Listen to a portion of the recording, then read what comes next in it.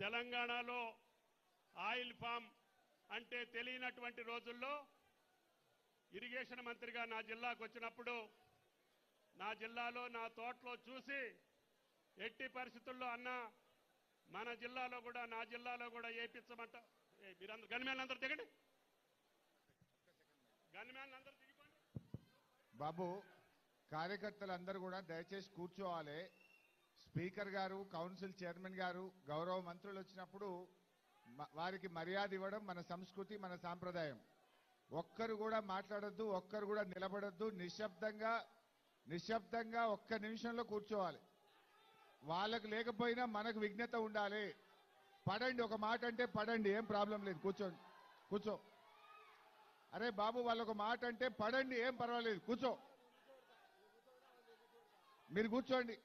ఏ రమేష్, ఏయ్, నా మీద గౌరవం ఉంటే ఒక్క మాట మాట్లాడకుండా కూర్చోవాలి అంతేగా. దయచేసి అరే కూర్చో. ఒక్కరు కూడా మాట్లాడొద్దు, మాట్లాడొద్దు. మనము వచ్చిన మంత్రివర్యులను కనకరాజ్ కూర్చో.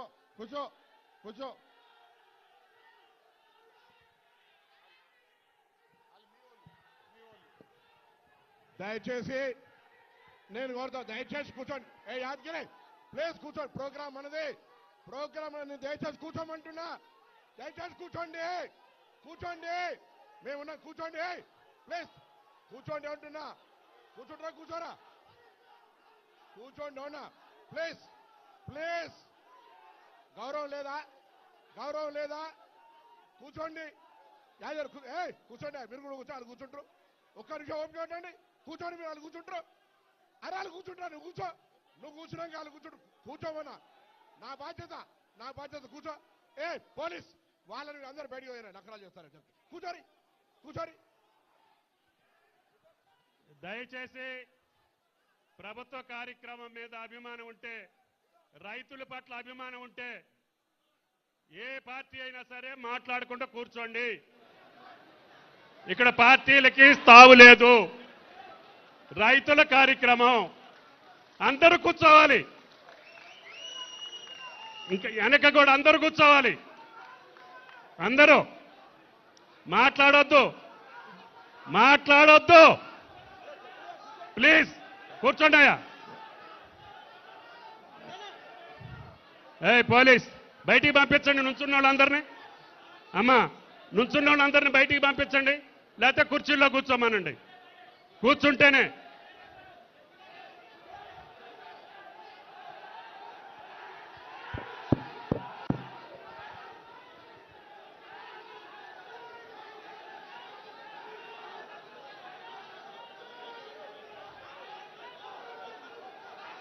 పంపించేయండి, బయటికి పంపించేయండి.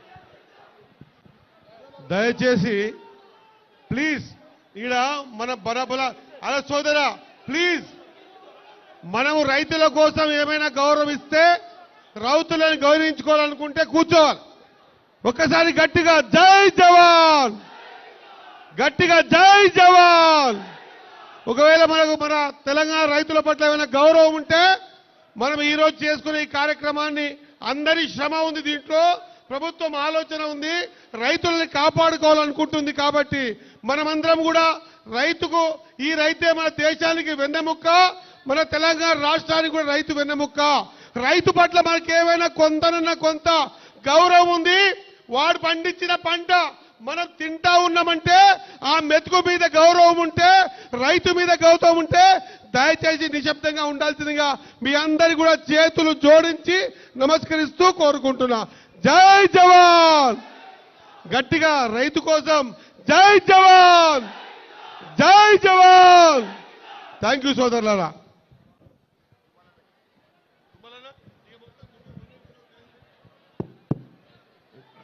సైలెంట్గా ఉండాలి. వచ్చిన రైతు సోదరులు, మహిళా రైతులు కూడా ఉన్నారు. ఇది తెలంగాణ రాష్ట్రానికే ఒక జీవగడ్డ అయినటువంటి ఇది మీకు దయచేసి ఈ ఆయిల్ ఫామ్ ఫ్యాక్టరీ వెనక ఎంతమంది కృషి ఉందో మేము చెప్తాం.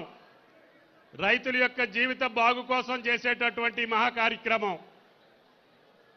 నా రాజకీయ జీవితం మొత్తం కూడా ఈ కార్యక్రమం కోసమే నేను ఏ ప్రభుత్వంలో పనిచేసినా.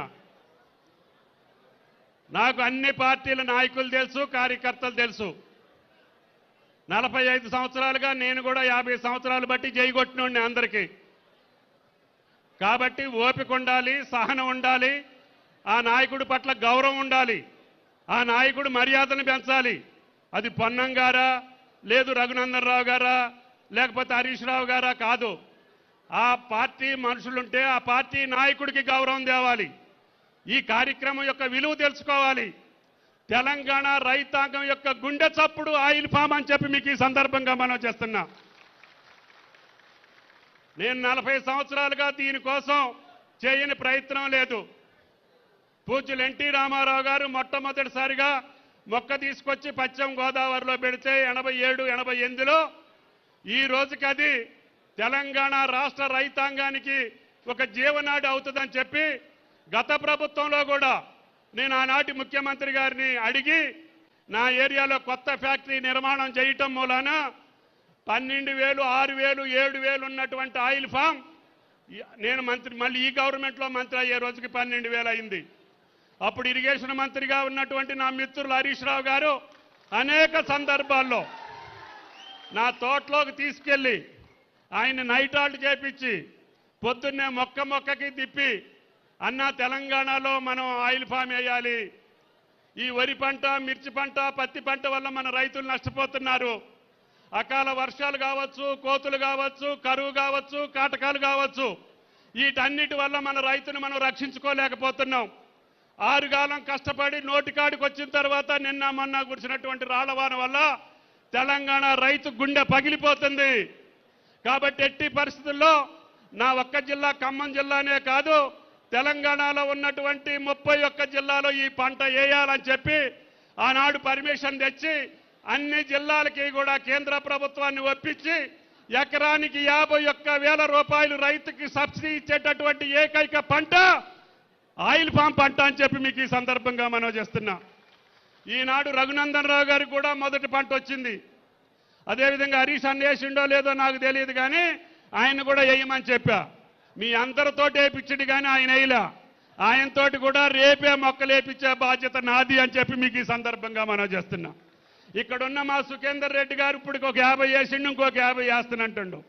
మా స్పీకర్ గారికి ఉందో లేదో నాకు తెలియదు, కానీ ఉంది, పొలం ఉంది. నేను వచ్చి మొన్న చెప్పిన మీ జిల్లాలో వేస్తానని చెప్పినావు, వేయాలి. మన చూసి రైతు నేర్చుకోవాలి. మనం సంపాదిస్తే మన సంపాదన చూసి